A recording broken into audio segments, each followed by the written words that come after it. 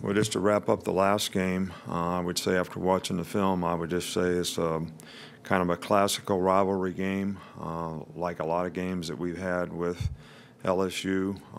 I think that at times we didn't execute as well as we'd like, and we certainly have a lot of things that we can clean up and work on fundamentally, technique-wise, playing on the line of scrimmage, lots of different things. But I think the players showed a lot of persistence, determination, discipline to be able to stay in the game in a tough, hard-fought game and come out on top and win the game. I also think that it was probably a good lesson for everybody to have to deal with hard. You know, I talked about that after the game, and to respond the right way when, you know, things don't go well. We're playing lots of good teams right now. We're going to play another good team this week, and you know, there's going to be a lot of tough circumstances, and sometimes those guys are going to win. And you got to be able to respond and play the next play. So that's something that we learned some lessons about, I think, too, you know, in this game. You know, you got the players of the week, but especially nice to have a guy recognize Ronnie Harrison as the SEC Defensive Player of the Week, and J.K. Scott in terms of special teams, also national Ray Guy, you know, recognition for what he did in the game. We talked about that after the game. To average 51 yards a punt and have 6 or 7 of them inside the 20 is pretty significant in controlling vertical field position, and that was really important in the game. I think that it's going to be really, really important for us to be able to, we got some guys nicked up a little bit, create some opportunities for some other people. I don't think this is something that anybody should sit around and say, wow, you know, I'm going to have to pick up my game now. I mean, you know, I think everybody should have been picking up their game to start with. So everybody just got to be who they are and do what they do, and be a good teammate, support the players that are out there, play together as a unit, do their job. You know, we just that's the way we need to go about it. I think Mississippi State is really a good team. They had a great year. They won 7 games this year. You know, Dan has done a really good job there in the years that he's been there. He's a great offensive coach, always presents lots of issues and problems for the defense to adjust to. Nick Fitzgerald has done a really, really good job at quarterback, kind of a, you know, very good passer, but great runner, big physical, strong guy that they use him both ways. They've been very consistent in their run pass and the mix of what they do and how they do it. Their defense has shown tremendous improvement. You know, Todd Grantham is a new defensive coordinator there, and they've really done well this year. They're one of the top-ranked defensive teams in the country. They're really solid on special teams. They're highly ranked in almost every category in the SEC in special teams, and their specialists have done a really good job for them, kicker and punter. So this is all around a really good team and a really challenging place to play, and our players need to be ready to respond to it the right way.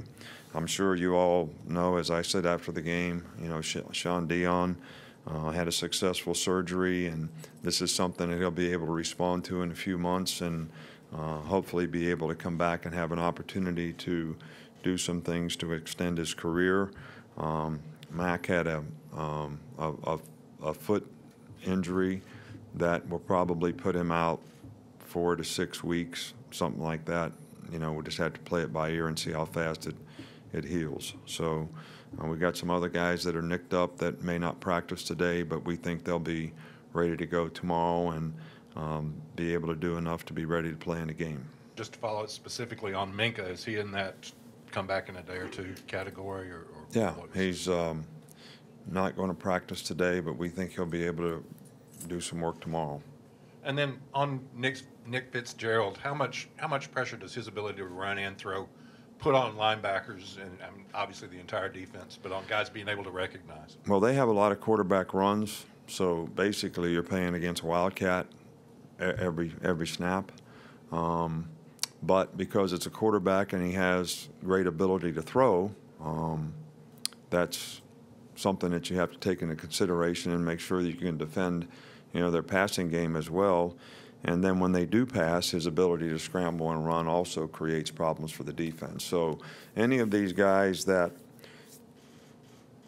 are athletic enough to make plays with their feet, can execute quarterback runs and do it with a level of toughness that is equal to a running back, and then they're good pocket passers and have a presence to go out there and make plays in the passing game. I think those kinds of guys create lots of problems for everybody on defense, not just the linebackers. Do you see a guy like Dylan Moses maybe stepping into a bigger role? And what did you think of the game that he had on Saturday? Well, Dylan didn't play a lot of linebacker in the game. He played some outside backer and rushed. But, yes, he will have to step up. He will get an opportunity to do that. We still have two guys, Keith Holcomb and Rashawn Evans, that have played a significant amount of football around here that have experience. But, Dylan's made a lot of progress throughout the season. I think he's had a lot better understanding of what to do and how to do it. And he would be the next guy up for us to get ready to play at that position. And we'll have to bring some younger guys in to provide some depth. And we have moved some guys from inside backer to outside backer. We'll probably move at least one of those guys back inside to give us the numbers that we need to have enough depth to get through the game. We saw Bo probably get a little more playing time last week. I'm just wondering how unselfish, because you've got a number of guys back there, how unselfish do those guys need to be in the backfield, and have they been? Well, they've been really good all season long. I think each guy is focused on when they play to play well, which I think is the most important thing for them. And we want all those guys to have a role and be able to contribute in a way. We didn't have the ball as much in the last game because we didn't sustain drives. We had 6 times, I think, where we were 3 and out, which has been not the case in most games. So we had a few more opportunities probably for the running backs to be able to play. But we would like to play as many guys as possible and have all those guys contribute. And those guys have been really, really good about supporting each other and doing what they need to do to help the team. When you have a leader go down, do you go to some of the other older guys and try to get them to step up from a leadership standpoint, or do you just let that happen naturally? Well, I don't think that you can really just like, I could go to the offense today and say we need to score more points now because we got 2 guys hurt on defense. But in my mind, the offense should have been trying to score every time they got the ball. So what should be different about that? I mean, if I found out that they weren't trying to score when they were out there, I'd be really mad about that. If we had a guy that had leadership quality and it could affect other people on the team and he's not doing it, I would be really, really upset about that. So I'm not sure you can just go say, okay, it's your turn. Leaders are leaders. They impact people. They affect other people. I think it's really important that everybody on the team takes, sort of responsibility for when things get hard. Everybody needs to support each other and everybody needs to be a good teammate. And some people can impact that more than others. But if we have anybody on our team that has leadership qualities and impact anybody, we would already be encouraging them to do that. And so I don't think that situation changes anything. I don't think you replace it just because it's not there. I think we have leadership on the team, and I think those guys will do a good job for us. How have you expanded, and Coach Dable expanded the route inventory of the receivers over the course of the season, and how much has that allowed Jalen to kind of beat some of those 8-man fronts that you've had? Well, I think we had, I think, 3 drops in the last game, which you don't want to have any. When you have close coverage and teams that play man-to-man, the catches are going to be in a little closer areas. The throws have to be in a little tighter areas. But we were able to do that. We just didn't finish the plays like we'd like to. But we have a pass offense, and it's not like you add to. It's more like when you go to the restaurant and you get a menu.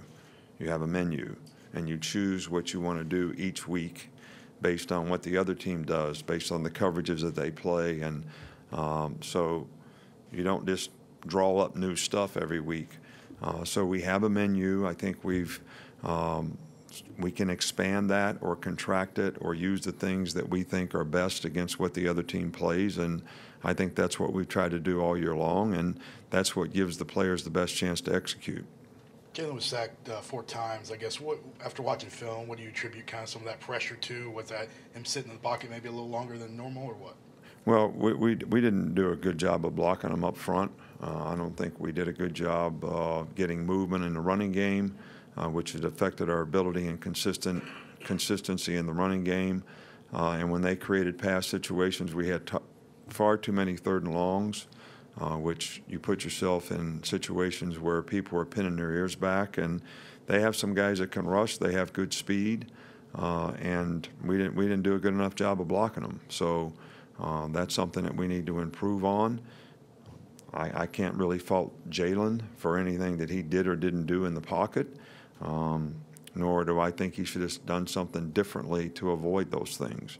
I think basically he has to have the time to operate. We had a couple occasions where we had guys really open, and we got sacked very quickly, where we didn't even have a chance to let the play develop. So those are some of the areas that I think we need to definitely improve on. Coach, when it comes to injuries, particularly late in the season like this, beyond the next man up mentality, what do you and your staff do to ensure that that next guy up, particularly when it could be a younger or inexperienced player, can come in and be successful in whatever role is needed? Well, we just try to coach them and do the best job with them that we can. We try to give them as many repetitions in practice as we possibly can and do the best job to prepare that player to be able to go out there and have confidence when he gets on the field, so he's not thinking and he can go play fast and have the confidence that he can go out there and do his job well. And I think that's a challenge with any young player or any new player that you give an opportunity to. That's what you'd like for them to be in a position to do when the game comes, and that's certainly what we'll try to do with the guys that we have coming up here at the linebacker spot. Thanks, guys. All right, thank you.